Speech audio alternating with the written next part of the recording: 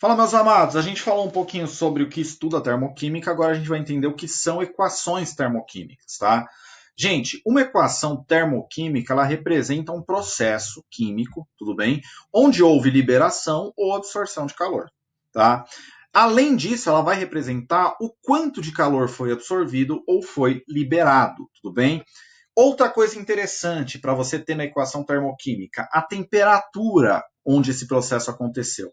Por quê? Porque a gente viu que a temperatura varia o nosso ΔH, tudo bem? Então é interessante você colocar aqui do lado a temperatura no qual ocorreu essa reação química, tá? Pessoal, sinal negativo e sinal positivo tem um significado muito importante aqui para a gente, que é o seguinte: quando o seu ΔH tiver o sinal negativo, a sua reação ela é chamada de exotérmica, tá? Ela libera calor para o ambiente, ela libera energia térmica para o ambiente, tudo bem? Como que você percebe isso? Os recipientes onde a reação acontece geralmente esquentam. Isso é uma liberação de energia térmica para o ambiente, tudo bem? Quando o seu sinal for positivo, você tem uma reação endotérmica. E na reação endotérmica, o que está acontecendo? A absorção de energia da reação química pelo ambiente, tudo bem? Então, assim, a reação química está absorvendo energia, o que eu vou sentir? Eu vou sentir o recipiente decaindo a temperatura dele, vai ficar um pouco mais gelado do que a temperatura ambiente, tudo bem? Sinal positivo, endo. Sinal negativo, exo, tá? Pessoal, diquinha para memorizar bem rápida. Exo tem 3 letras. Endo tem 4 letras. Quem tem mais? Endo, sinal positivo. Quem tem menos? Exo, sinal negativo. Beleza? Isso aí só para memorizar mais facilmente, tá bom? Meus queridos, os 4 tipos de ΔH que são tipos de entalpias, né?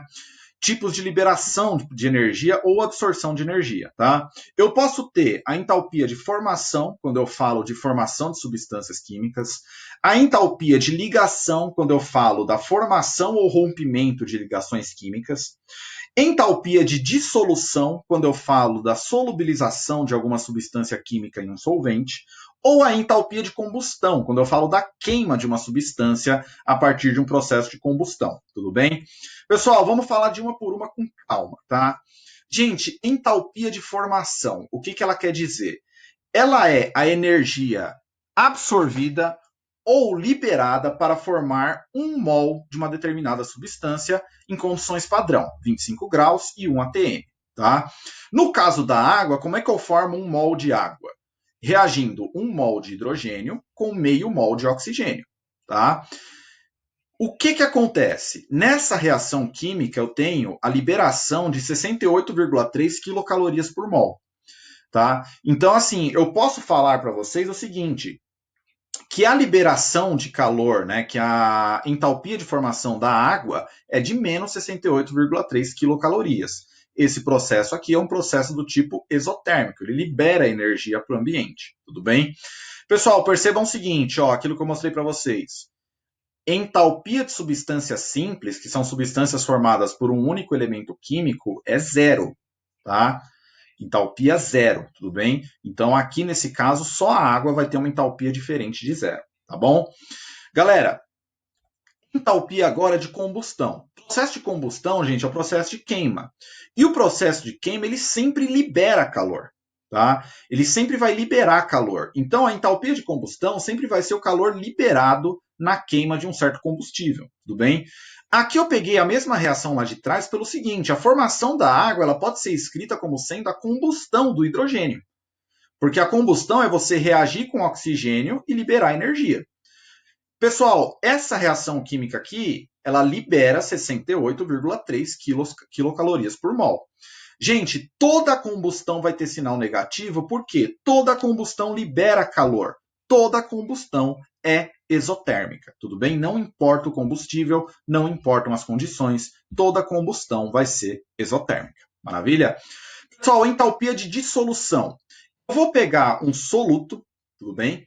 Vou adicionar esse soluto num solvente, tá?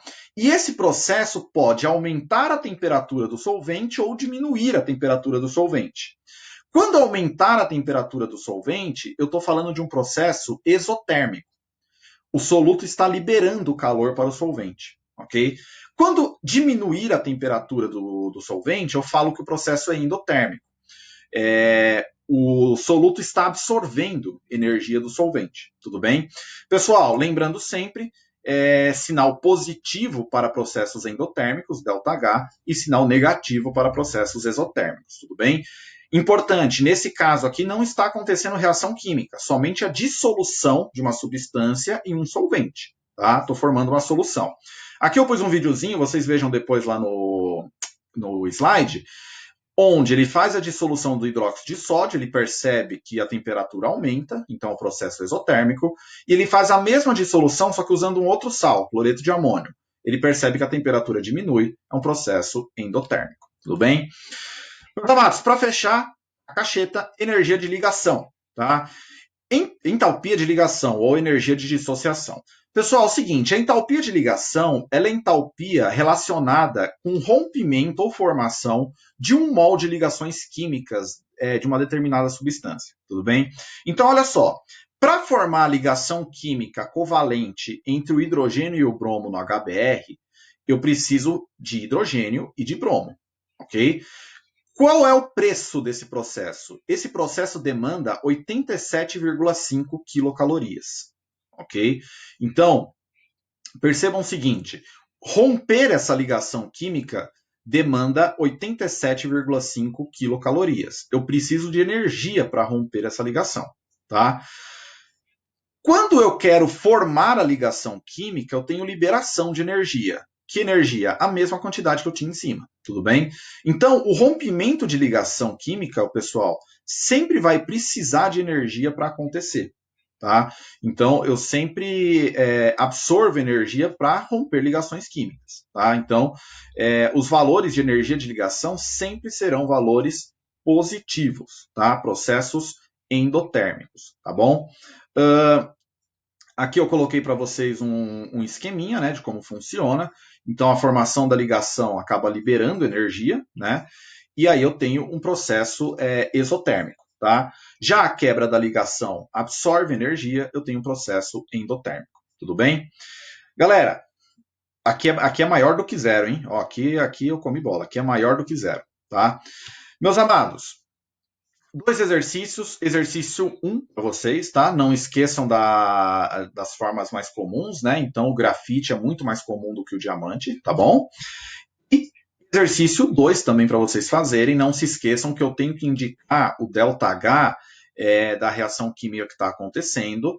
E o que acontece aqui? Ó, você tem as quantidades. 1 mol de SO2 com oxigênio e por aí vai. Dica, confiram o balanceamento aqui, hein, gente? Conferir o balanceamento aqui é uma boa, tá? Pessoal, essa semana sem orientações de estudo para entrega, tá? Mas façam os exercícios 3 e 5 lá na página 21, tá bom? E também as atividades do portal do SAS, vale nota e são importantes, beleza? Obrigado e até a nossa live.